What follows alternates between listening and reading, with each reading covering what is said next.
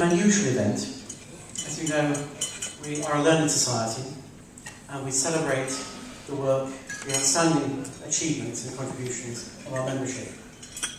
And the process of this, people get nominated and then people go into a darkened room and score the achievements against 5 criteria. Or is it 10? Does it matter? And this year, unusually, 2 nominees scored exactly the same. It was impossible to split them. And so, rather than have a revote, we decided to offer 2 prizes this year for our distinguished contribution to our profession. And they're both very pertinent to people of my sort of age. I trained in 1984, and there were 2 huge initiatives at the time which really kind of resonated with me as a young trainee. Most of you may not be able to remember the time before consultation. Some of you might. There was a time it did exist and it was awful. But promoting a consultation model of service delivery as something which survived and been promoted by the first of our winners of the distinguished contributions, Dr. Patsy Wagner.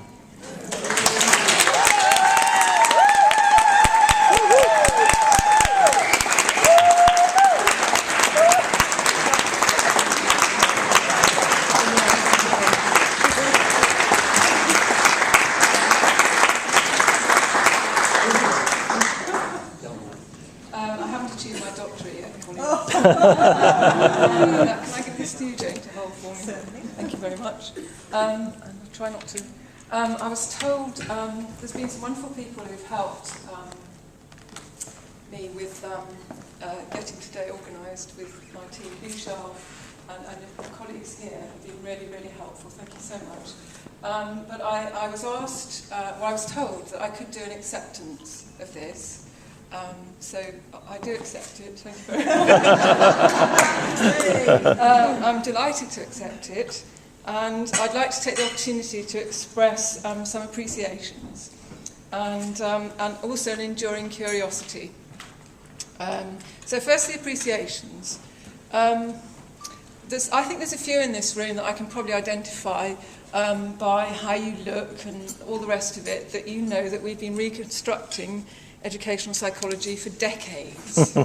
You know how many decades that's been. We've all been working away at it.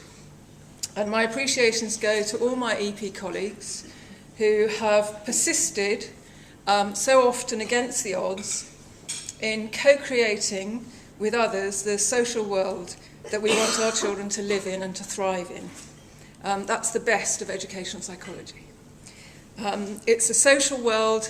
I'm going to choke up now. It's a social world where people come before profit, where we work with others to help them find solutions in their lives and to help the systems that they live and work in to enhance children's well-being, their development, their happiness and their achievement, helping to make the difference that makes a difference.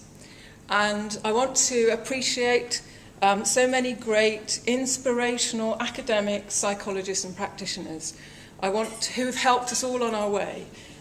Just a few of them. Jerry Bruner, a lot of us will remember and still value very highly. David Campbell and the Systemic Family Therapy team at the Tavistock Clinic and the Institute of Family Therapy. The Solution Focus team at Brief, the great Michael White and the narrative teams, and my co-author, Chris Watkins. And before them, for me, I really nearly did choke them. For me, appreciations go right back to the Year 9 girls at a small secondary school in West Sussex who persistently challenged me as a young teacher when I was teaching modern languages, and they challenged me to find ways to engage them as active learners in my French lessons. And that led me, through a very interesting art teacher in my school, to the West Sussex Psychological Service, who at that time, and this is years ago, they ran courses for teachers on Fridays during term time. They opened my eyes to what psychology could offer in terms of ideas and practices. They taught me as a young teacher about personal construct psychology, George Kelly, and I learnt how to do repertory grids. And I learnt about the work of Tom Ravenette. And that helped me to set my sights on converting it, as it was called then, because I was a modern linguist, I wasn't a psychologist, to educational psychology, and finally to training as an educational psychologist. I never saw educational psychologists very much at all during my teaching career in secondary schools in West Sussex, nor very much at Islington Green, nor very much at Vauxhall Manor, but I knew how useful I'd find it if I could get to work with an educational psychologist more closely over the students I was concerned about, over groups of kids or classes or organisational issues that were challenging us as a department. I was the head of department by then, compensatory education it was called, terrible name, but anyway. But that's what inspired me to work on developing what we knew was around in reconstructing educational psychology and the consultation model. So that's what I decided was going to be the thing I wanted to do when I qualified from the Tavistock Clinic, to work as an interactionist and systemic psychologist, working in this consultation way with teachers as colleagues. In all my years of working as an EP, no one has ever said to me, we don't want you to work that way. No one has ever said that. Instead, it's been appreciations of the way of working and of the positive outcomes from schools, from what teachers have told me, from what head teachers have told me, from what parents have told me, from what children and young people have said. Other services have also said, and other local authorities have said. And so what I wanted to do this evening was to offer my appreciations of all of those schools and teachers, of the EP services who have helped develop consultation. I started in Waltham Forest a long time ago, originally, and then for the past nearly 21 years with numerous local authority EP services who wanted to explore and develop the ideas and practices of consultation, while I've been in Kensington and Chelsea, which is where I've been for the last 21 years. And most of all, my appreciations go to the team of educational psychologists at the Kensington and Chelsea service, where I worked until recently, and as deputy for 10 years, and then as principal and lead practitioner for nearly 11 years. It's been a fantastic experience for me to work with such great colleagues, most of whom are here this evening, and thank you all.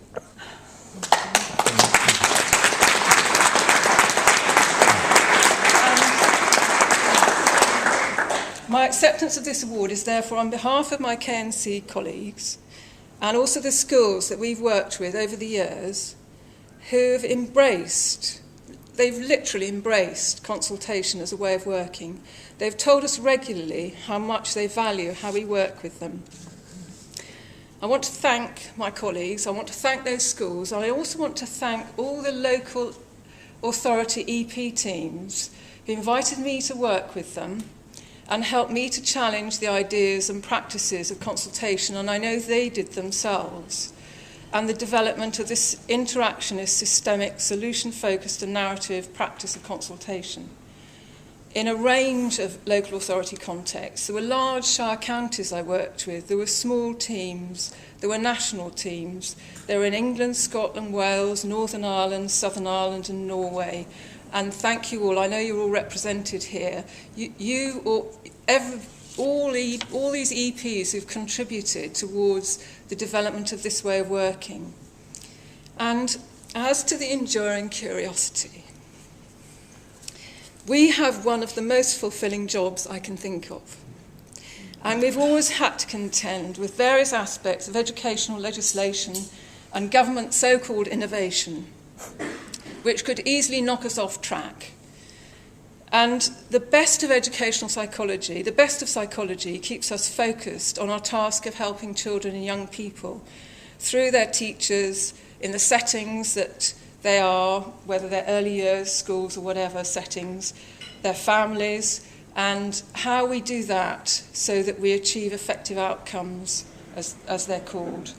How do we keep the best of that going? That's my enduring curiosity. And what I'm convinced about is it's the best of psychology that achieves that.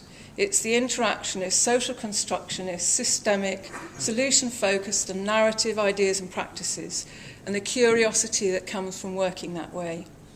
So my final appreciations go to the best of psychology and those who embrace that, embody that and enact that, and that aspiration that Bo Jacobson put a long time ago in a Bedford Way paper, the educational psychology you create co-creates in turn the social world we all come to live in. So thanks to Bo Jacobson, and also thanks to somebody that some of you will know, you may not all know, not a psychologist, but Eckhart Tolle, who's helped me a lot over a period of time that's been quite difficult, in a book called The Power of Now and Practicing the Power of Now, and I just sort of recommend that to anybody. So, and thanks also to all the EdPsych training courses that also embrace this way, tackled, thought about this way, thanks to Vivian, the Institute of Education, and thanks to you all. And thank you for this.